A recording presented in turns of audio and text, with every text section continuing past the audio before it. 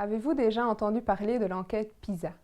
Depuis l'an 2000, les résultats de cette vaste enquête internationale font fréquemment la une des journaux.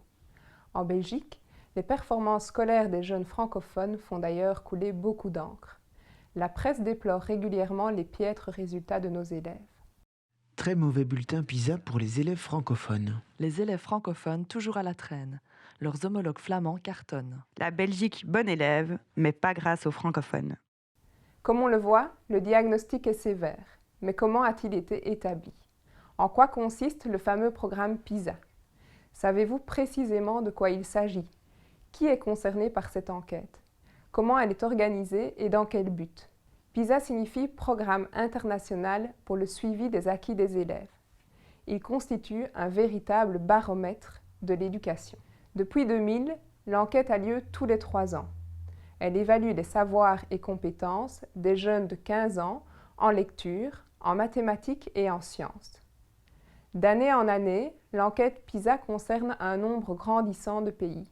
En 2015, 72 pays ont participé à l'enquête. 35 pays membres de l'OCDE, mais aussi 37 pays ou économies dites partenaires. Le but de PISA est de comparer les acquis des élèves dans les différents pays et de tenter d'expliquer à quoi les bons et les moins bons résultats sont dus. Les élèves concernés par cette enquête ont tous le même âge, entre 15 et 16 ans.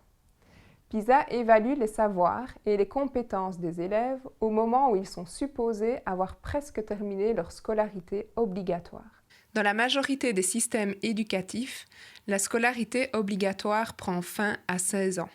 En communauté française, l'obligation scolaire à temps plein prend fin à 15 ans. À partir de cet âge, les élèves peuvent poursuivre une scolarité à temps partiel en alternance.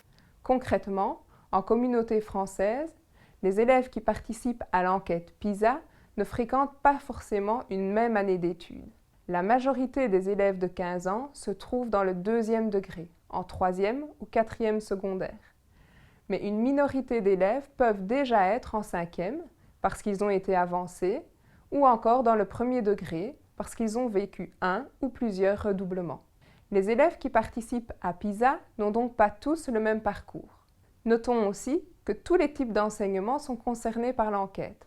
Enseignement général, technique, artistique, professionnel, CFA et enseignement spécialisé. En communauté française, on retrouve donc dans l'échantillon PISA des élèves dont les parcours et le bagage peuvent être diversifiés.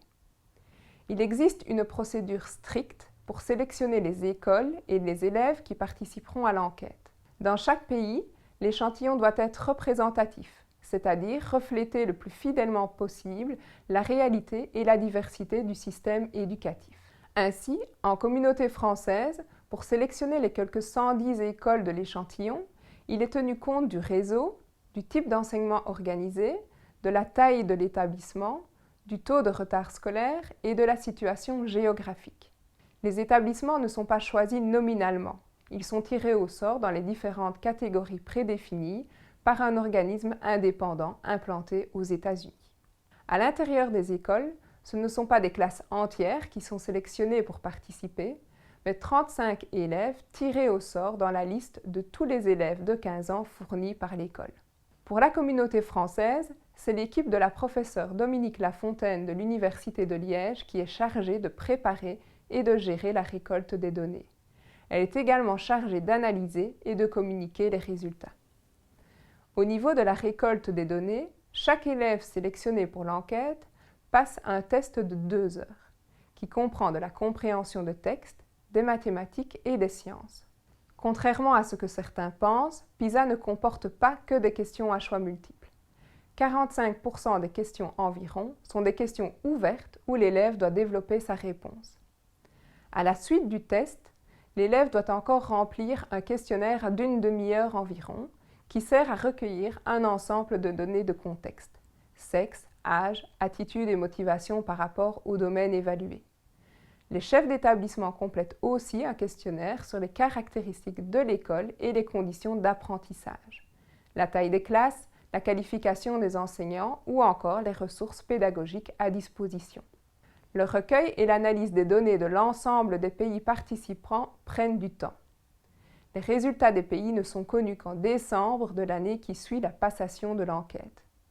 Au niveau des écoles et des élèves, une politique de stricte confidentialité est appliquée.